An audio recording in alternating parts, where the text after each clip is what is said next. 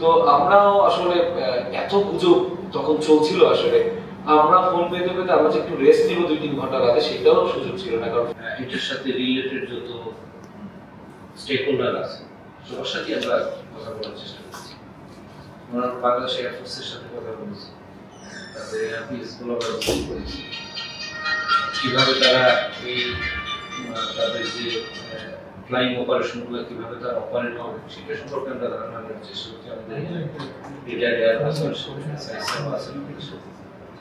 সেটি আমরা করেছি। আমরা মাইলস্টোন কর্তৃপক্ষের সাথে একাধিকবার কথা বলেছি। আমরা মাইলস্টোন কলেজের যে স্পট সেটা আমরা ভিজিট করেছি। আমরা যারা ফার্স্ট রেসপন্ড করেছিলেন বাংলাদেশ আর্মির সাথে আমরা কথা বলেছি। ওই ইউনিটে যারা দায়িত্ব পালন করছে খুব শর্ট ডিস্টেন্সের মধ্যে তারা আছে, ওই ইউনিটে যারা দায়িত্ব পালন করছে তাদের সাথে আমরা কথা বলেছি। আমরা বাংলাদেশ ফায়ার সার্ভিসের যারা যে টিমগুলো কাজ করেছে ফায়ার সার্ভিসের সাথে আমরা কথা বলেছি। আমরা বাংলাদেশ পুলিশের সাথে কথা বলেছি। আমরা ভিকটিম ফ্যামিলির সাথে একবার মাইলস্টোন কলেজে যে আমরা কথা বলার চেষ্টা করেছি। আবার এখানে তাদেরকে আমরা ইনভাইট করেছিলাম, অনেকেই আসছেন, আমরা অনুভূতি হয়ে গেছি, তাদের সাথে আমরা কথা বলছি। তাদের যে বিষয়গুলি আছে তারা আমাদের সামনে এক্সপ্লেন করেছে। আমরা মাধ্যমের সাথেও আসলে কথা বলতে চেয়েছিলাম, কথা বলেছি। আমরা সিভিল এভিয়েশনের সাথে কথা বলেছি। আমরা সাধারণ আন্তর্জাতিক বিমানবন্দর যে এয়ার ট্রাফিক কন্ট্রোল যারা নিয়ন্ত্রণ করে তাদের সাথে আমরা কথা বলেছি। আমরা রাজুকের সাথে কথা বলেছি একাধিকবার, এবং রাজুকের চেয়ারম্যান সহ আমরা টিম সহ এখানে এসেছি, তাদের সাথে আমরা চেষ্টা করেছি যে আমাদের যে টিওয়ারটা আছে আমরা হয়তো টিওয়ারের ভিতরে থেকেই আমাদের কাজ শুরু করতে হবে। এর সাথে যতটা আমরা ম্যাক্সিমাইজ করার চেষ্টা করছি, যত স্টেক হোল্ডার আছে সবার সাথে আমরা কনসাল্ট করার চেষ্টা করেছি, আমরা বোঝার চেষ্টা করছি যে আসলে এখানে, এবং আমরা বার্ন ইউনিটের সাথে কথা বলেছি, আমরা বার্ন ইউনিট ভিজিট করেছি। ওইখানে যারা চিকিৎসাধীন আছেন সেই ফ্যামিলিগুলোর সাথে আমরা কথা বলেছি। যেহেতু বাচ্চারা খুবই আছে তাদের সাথে তো আপনাদের যেটা আপনিও বলছেন, আমরা বাচ্চাদের সাথে সরাসরি কথা বলিনি, আমরা তাদেরকে দেখেছি তাদের ইনফেকশনের একটা বিষয় থাকে, অনেক কিছু থাকে, তবে তাদের ফ্যামিলি মেম্বারদের সাথে আমরা কথা বলেছি। আমরা বার্ন ইউনিটে একজন শিক্ষকও চিকিৎসারত অবস্থায় ওনার সাথে আমরা কথা বলেছি, বাচ্চাদের সাথে বলিনি, কিন্তু যে টিচার যে ভিকটিম আছেন চিকিৎসা নিচ্ছেন ওনার সাথে আমরা কথা বলেছি। বার্ন ইউনিটের সাথে আমাদের ডিটেইল কথাবার্তা হয়েছে। আমরা চেষ্টা করছি যে ম্যাক্সিমাম ইনফরমেশনগুলো যাতে আমরা পেতে পারি। তারপরে শর্ততন্ত্রে আপনার যার কিছু সীমাবদ্ধতা থাকে সেটা আমাদের ক্ষেত্রে আছে, ভারতের বাইরে আমরা চেষ্টা করছি আমরা একটা ভালো রিকমেন্ডেশন দিতে সরকারকে দিতে পারি। তারপরে যদি আপনাদের কোনো সাজেশন থাকে তারপরেও যে ওদের সাথে আসলে একটু কথা বলা দরকার, আমরা সেটাও করবো।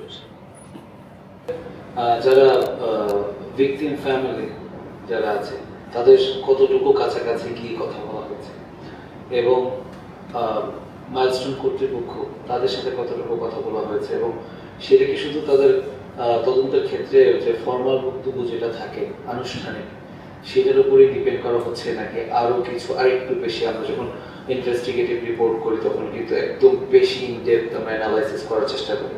শুধুমাত্র ওনাদের ডেটাটা নেওয়ার পর আমরা কিন্তু আবার ক্রস ম্যাচ করি আশেপাশে যারা ছিল তাদের বা সম্ভাব্য, এবং এমন ব্যাপার স্যাপার যে চিন্তা করা যেন একটা চায়ের দোকানদার সাপোজ বা একটা মুচি, ও এক সময় আমাদের জন্য এত বেশি মানে গুরুত্বপূর্ণ ভূমিকা পালন করে যে চিন্তার বাইরের কাছ থেকে এত ইনফরমেশন বেরোয়। তো সেই ক্ষেত্রে যে ব্যাপারটা হয়েছে যে এই দিক থেকে তাদের ওপিনিয়ন গুলো নেওয়া হয়েছিল কিনা, তাদের কাছে কথা বলা হয়েছিল কিনা, সেটা যদি হয়ে থাকে তাহলে সেখান থেকে আমার মনে হয় যে সদুত্তর চলে আসা উচিত। এবং তাছাড়া আইন শৃঙ্খলা বাহিনীর যে আচরণ, যেটা আমি আবারও বলছি, আমাদের একজন সহকর্মীর কথা বলছে, আমি একটু মেনশন করে বলতে চাই যে মাছরাঙা টেলিভিশনের একজন সাংবাদিককে আমরা দেখতেই পেয়েছি যে তাকে ধাক্কানো হচ্ছে সেখানে প্রশাসন, এবং সেটা করছে। এই যে ব্যাপারটা এই এখন কিন্তু যেটা বললেন যে আমাদের তথ্যের উৎস খুব উন্মুক্ত এবং আপনাদের সামনেও সেটা অলরেডি প্রেজেন্টেড এবং চলে আসে, এবং সেটা কারণ শুধুমাত্র আমাদের ট্র্যাডিশনাল টেলিভিশন এবং পত্রিকার মাধ্যমে না, এখন কিন্তু আরো বেশি হয়েছে যে ভাই একদম সরাসরি নিয়ে নিচ্ছে, এটা ভিডিও লাইভ হতে পারে সাপোজ। তো মোবাইল দিয়ে যারা করেছে প্রাতিষ্ঠানিক জায়গা থেকে সেই ফুটেজগুলো অ্যানালাইসিস করা, শুধু তাই না, সিটিজেন জার্নালিজম একটা টার্ম আছে যে সাধারণ জনগণ কোনো মিডিয়াতে কাজ করা লাগবে ব্যাপারটা এমন না, তারা কিন্তু ইদানিং লাইভ টাইপের খুবই উৎসুক। সেই ব্যাপারগুলো আমরা যদি অথেন্টিক সোর্স হয় বা ভিডিওগুলো ওইটারই হয়, মেকিং না হয় এআই দিয়ে, সেগুলোও একটু বিচার বিশ্লেষণ করে তাহলে আমার মনে হয় আপনাদের তদন্তটা না আরো একটু ত্বরান্বিত হতে পারে।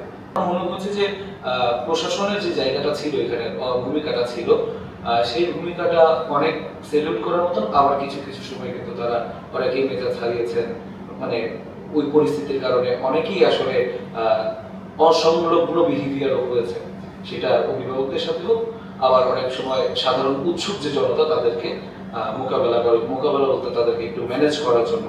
তো সেইটা অনেক বড় চ্যালেঞ্জ ছিল।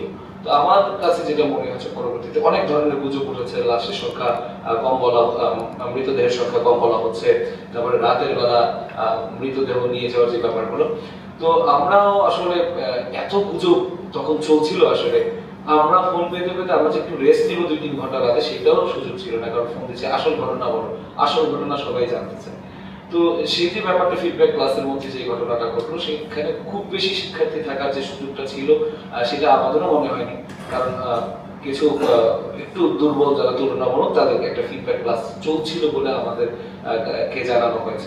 যাই হোক, তো এই যে ব্যাপারটা হলো এবং লাশের সংখ্যা কারচুপির কারণে তারপর আবার মব সৃষ্টি করার চেষ্টা করা হলো এখান থেকে, যে রাতের বেলা এখানে সেনাবাহিনী বা অন্যান্যদের গাড়ি কেন, এই বিষয়টা নিয়েও মব সৃষ্টি করার একটা পায়তারা, এইটা আমাদের জন্য, আমাদের দেশের জন্য, আমাদের দেশের মানুষের জন্য বা প্রশাসন থেকে শুরু করে যারা গভর্নমেন্টে আছেন তাদের জন্য আসলে খুব একটা সুখের, মানে ভালো সংকেত না।